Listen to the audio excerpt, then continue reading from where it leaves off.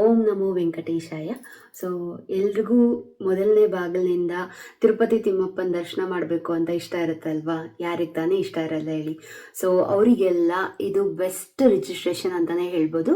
So ನಮಗೆ TTD ಅವರು ಪ್ರತಿ ಮಂತ್ ಸೇವಾ ಎಲೆಕ್ಟ್ರಾನಿಕ್ ಡಿಪ್ ಅಂತ ಟಿಕೆಟ್ಸ್ ಬಿಡ್ತಿದ್ದಾರೆ. ಆ ಟಿಕೆಟ್ಸಲ್ಲಿ 4 ಸೇವೆ ಇರುತ್ತೆ. ಆ ಸೇವೆಗೆ ಏನಾದರೂ ನಾವು ಸೆಲೆಕ್ಟ್ ಆಗಿದ್ದೀವಿ ಅಂದರೆ ತಿರುಪತಿ ತಿಮ್ಮಪ್ಪನ ದರ್ಶನ ನಾವು ಮೊದಲನೇ ಬಾಗಿಲಿನಿಂದನೇ ಮಾಡ್ಬೋದು.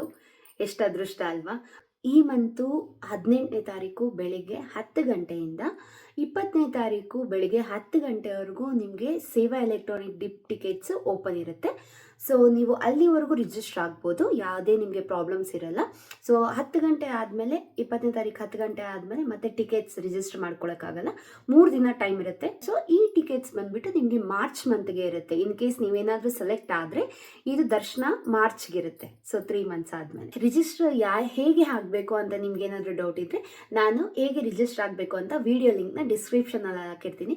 ಮಿಸ್ ಮಾಡದೆ ಚೆಕ್ ಮಾಡಿ. ಓಕೆನಾ? Thank you all. Govinda Govinda.